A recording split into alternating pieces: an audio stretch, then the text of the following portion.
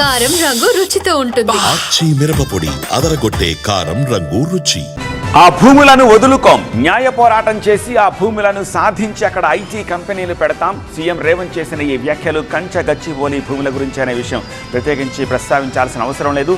ఈ భూములను మళ్లీ దక్కించుకుంటామన్న రేవంత్ వ్యాఖ్యలతోటి ప్రభుత్వం ఈ అంశంలో ఎలా ముందుకు సాగుతుందనే అంశంపై మళ్లీ చర్చ మొదలైంది. కంచ గచ్చిబౌలి భూముల్లో పలు కంపెనీలు ఏర్పాటు చేయాలని గతంలో కాంగ్రెస్ ప్రభుత్వం చేసిన ప్రయత్నాలు ఫలించలేదు. దీనిపై విద్యార్థి సంఘాలు, విపక్షాల ఆందోళనలతో వివాదం మరింతగా పెద్దదైంది. కేసు ఏకంగా సుప్రీంకోర్టుకు చేరింది. ఈ భూముల జోలికి వెళ్లకూడదని, అక్కడున్న జీవ వైవిధ్యానికి ఎలాంటి ఇబ్బందులు సృష్టించవద్దని ఆదేశించింది సర్వోన్నత న్యాయస్థానం. దీంతో ఇక్కడ ఐటీ కంపెనీలు స్థాపించాలనే ప్రభుత్వ ఆలోచనకు బ్రేక్ పడింది. లేటెస్ట్ గా ఈ భూముల అంశంపై సీఎం రేవంత్ కీలక వ్యాఖ్యలు చేశారు. ఈ భూముల గురించి పరోక్షంగా ప్రస్తావించిన తెలంగాణ సీఎం 400 ఎకరాలను అభివృద్ధి చేసి మరో 5 లక్షల మందికి ఉపాధి కల్పించాలని భావించామన్నారు. ఇందుకోసం విదేశాల్లో పర్యటించి 2 లక్షల కోట్లకు పైగా పెట్టుబడులను ఆకర్షించామన్నారు. కానీ తమ ప్రయత్నాలను కొందరు అడ్డుకున్నారని ఆరోపించారు.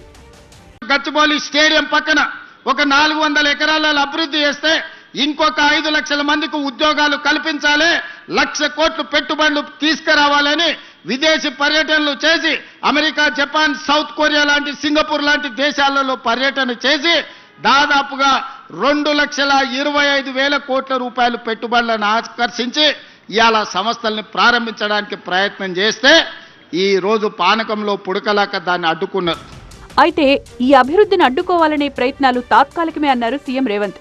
ఈ భూమిని గతంలో ప్రైవేటు వ్యక్తులు కేటాయిస్తే తాము సుప్రీంకోర్టు వరకు వెళ్లి దీనిపై పోరాడి తిరిగి సాధించామన్నారు. కొందరు అడ్డంకులు సృష్టించినంత మాత్రాన ప్రభుత్వం వెనక్కి తగ్గదని, న్యాయస్థానాల్లో దీనిపై మళ్లీ పోరాడి ఆ భూమిని తిరిగి స్వాధీనం చేసుకుంటామని, అక్కడ కంపెనీలు ఏర్పాటు చేసి లక్షలాది ఉద్యోగాలు కల్పిస్తామన్నారు.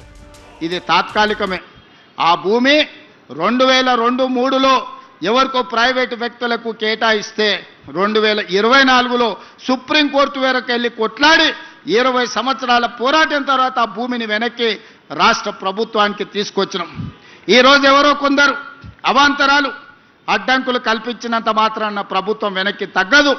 చట్టసభలలోనే కాదు, న్యాయస్థానాలలో న్యాయం కోసం కొట్లాడి ఆ స్థలాన్ని మళ్ళీ వెనక్కి తీసుకొచ్చి పెద్ద ఎత్తున ఐటీ కంపెనీలను అక్కడ ప్రారంభించడమే కాదు, లక్షలాది ఉద్యోగాలను కల్పించే ప్రయత్నము మన ప్రభుత్వం చేస్తుంది.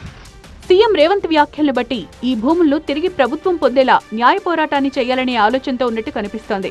ఆ దిశగా ప్రభుత్వం ఎలా ముందుకు సాగుతుంది, ఆ దిశగా ఎదురయ్యే అవాంతరాలను ఎదుర్కొనేందుకు ఎలాంటి మార్గాలను అవలంబిస్తుంది అన్నది ఆసక్తికరంగా మారింది.